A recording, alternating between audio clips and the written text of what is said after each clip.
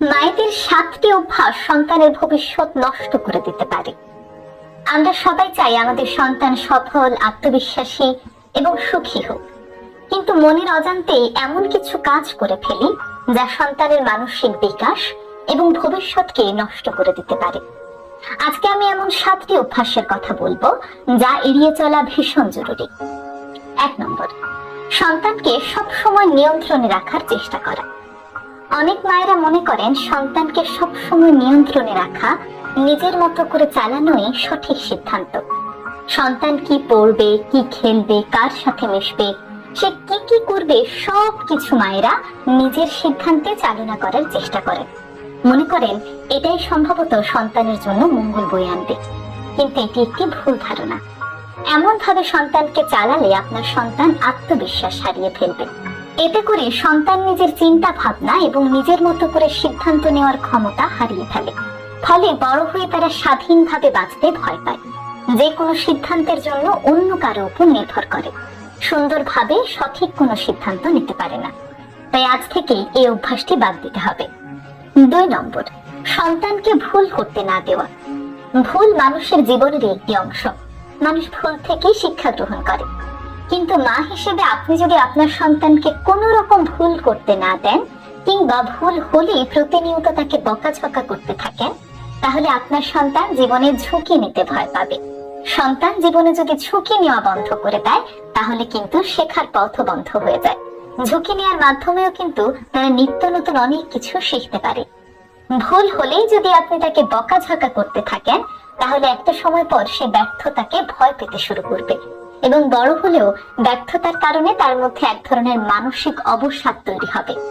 তাই সন্তানকে প্রতিনিয়ত ভুল থেকে বাঁচিয়ে রাখা কিংবা ভুল হলে বকাঝকা করা থেকে বিরত থাকতে হবে, বরং তাকে ভুল থেকে কিভাবে শিক্ষা গ্রহণ করতে হয় তা শেখাতে হবে। 3 নম্বর, সন্তানকে অতিরিক্ত প্রশ্রয় দেওয়া। মায়ের আদর সোহাগ সন্তানের শক্তি, কিন্তু সীমাহীন প্রশ্রয় দিলে আপনার সন্তানের জন্য তা ক্ষতির কারণ হয়ে দাঁড়াবে। চাওয়ার আগে তার সামনে সবকিছু এনে হাজির করে দেওয়া, তার সব ইচ্ছে মুহূর্তের মধ্যেই পূরণ করে দেওয়া, এই জিনিসগুলো তার মধ্য থেকে দায়িত্ববোধ ধীরে ধীরে কমিয়ে ফেলে। শিশুরা ধৈর্য হারিয়ে ফেলে। তাছাড়া ভবিষ্যতে কোনো কিছু না পেলে অল্পতেই তারা হতাশ হয়ে পড়ে। এক কথায়, আপনি যখন আপনার সন্তানকে অতিরিক্ত প্রশ্রয় দিয়ে সবকিছু মুহূর্তেই তার চোখের সামনে হাজির করে দেন, তখন তার ভবিষ্যতের জন্য কঠিন একটি সময় রেখে যাচ্ছেন। তার ভবিষ্যতের জন্য আপনি তাকে প্রস্তুত করে যাচ্ছেন না। তাই সন্তানকে কখনোই প্রয়োজনের অতিরিক্ত প্রশ্রয় দেবেন না। 4 নম্বর, সন্তানকে বারবার অন্যের সঙ্গে তুলনা করা। আমাদের দেশে একটি প্রবণতা রয়েছে, মা বাবা সবসময় সন্তানকে পাশের বাসার আরেকজনের সন্তানের সঙ্গে তুলনা করেন। দেখো তোমার বন্ধু কত ভালো রেজাল্ট করেছে, দেখো তোমার বন্ধু চিত্রাঙ্কনে কত ভালো পুরস্কার নিয়ে এসেছে, দেখো তোমার বন্ধু এই করেছে ওই করেছে, তুমি তো কিছুই পারোনি। এই ধরনের কথাবার্তা আপনার সন্তানকে জীবনের সামনে এগিয়ে নিতে তো সাহায্য করেই না, বরং তাদেরকে হীনমন্য করে তোলে। তারা ভাবতে শুরু করে তারা কোনো কিছুতেই যথেষ্ট নয়, তারা কখনোই ভালো করতে পারবে না। এই জিনিসগুলো ধীরে ধীরে তাদের মনের ভেতর থেকে আত্মবিশ্বাসকে একেবারেই নষ্ট করে ফেলে। যখন দেখে তারা যাই করে না কেন অন্য কারোর সঙ্গে তাদের তুলনা করা হচ্ছে, একটা সময় পরে গিয়ে তারা চেষ্টা করে বন্ধ করে দেয়। কারণ তারা মনে করে তারা যতই চেষ্টা করুক না কেন পাশের বাসার ওই ছেলেটির চেয়ে কখনোই ভালো হতে পারবে না। ফলে তাদের আত্মবিশ্বাস যেমন কমে যায়, তেমনি কাজ করার স্পৃহাও কমে যায়। তাই আপনার সন্তানকে প্রতিনিয়ত অন্য কারোর সঙ্গে তুলনা করবেন না, বরং তার নিজের জায়গা থেকে কতটা ভালো করতে পারে তার জন্য সব সময় অনুপ্রেরণা যোগাবেন। 5 নম্বর, নেতিবাচক ভাষা ব্যবহার থেকে দূরে থাকুন। সন্তানকে যদি আপনি সব সময় নেতিবাচক কথা বলেন, বকাঝকা করেন, খারাপ ব্যবহার করেন, তাকে ছোট হিসেবে উপস্থাপন করেন, তাহলে তার মনের ভেতর থেকে আত্মবিশ্বাস কমে যায়। তার মনটা অনেক ছোট হয়ে থাকে। সে মনে করে সে যাই করুক না কেন মায়ের চোখে কখনোই ভালো হতে পারবে না। আপনার এই ব্যবহার ভবিষ্যতে তার মধ্যে রূঢ় মানসিকতার সৃষ্টি করে, এবং আপনার এই ব্যবহার তার নিজের মনের মধ্যে যেমন গেঁথে যায়, ভবিষ্যতে ঠিক অন্য মানুষের সঙ্গে সে এই একই আচরণ করে। কারোর সঙ্গে সুন্দরভাবে নিজেকে উপস্থাপন করতে পারে না, বরং এই রূঢ় ভাষাকেই তারা স্বাভাবিক মনে করতে শুরু করে। সন্তানের মতামতকে অগ্রাহ্য করা। কিংবা না শোনা।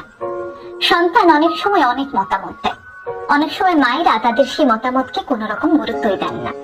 আমি বলছি না সন্তানের দেওয়া সকল মতামত আপনাকে মেনে চলতে হবে, বরং সন্তান যখন কোনো মতামত দিচ্ছে, কোনো কথা বলছে, মন দিয়ে তার সেই কথা শুনুন। সঠিক হলে সেই কাজটি করার চেষ্টা করুন, আর ভুল হলে সুন্দর করে তাকে বুঝিয়ে বলুন। কিন্তু কখনোই সন্তানের কথাকে অগ্রাহ্য করবেন না। মা যদি সন্তানের কথাকে গুরুত্ব না দেয়, তাহলে ধীরে ধীরে তারা তাদের অনুভূতি প্রকাশ করতে ভয় পায়, নিজেকে ভেতরের দিকে গুটিয়ে নেওয়ার চেষ্টা করে এবং ভবিষ্যতে সবসময় নিজের আত্মপ্রকাশে ভয় পায়। এই ধরনের শিশুরা সুন্দর করে গুছিয়ে অন্যের সামনে নিজেকে কখনোই উপস্থাপন করতে পারে না। 7 নম্বর, সন্তানকে যা শেখান তা নিজে মেনে না চলা। আপনি আপনার সন্তানকে যা শেখাবেন নিজেও তা মেনে চলার চেষ্টা করবেন, কারণ সন্তান শুনে যতটা শেখে তার চেয়েও বেশি আপনার কাজ দেখে শেখে। আপনি যদি সন্তানকে সততার শিক্ষা দেন, তাহলে নিজেও সৎ থাকার চেষ্টা করবেন। তাহলেই দেখবেন আপনার সন্তান সৎ মানসিকতা নিয়ে বড় হবে, কারণ সে আপনার কথার চেয়েও আপনার কাজে বেশি বিশ্বাসী। সব কথার শেষ কথা হলো, মাই একজন শিশুর জীবনের প্রথম শিক্ষক। তাই মায়ের আচরণের উপর অনেকটাই নির্ভর করে শিশু ভবিষ্যতে কেমন জীবন নিয়ে গড়ে উঠবে। সঠিক অভ্যাস দিয়ে সন্তানকে গড়ে তুললে সন্তান ভবিষ্যতে যেমন সফল হবে, তেমনি আত্মবিশ্বাস এবং মানসিক শক্তি নিয়ে বেড়ে উঠবে। ভালোবাসা, ধৈর্য এবং সঠিক দিক নির্দেশনাই আপনার সন্তানের জীবনের সবচেয়ে পুঁজি।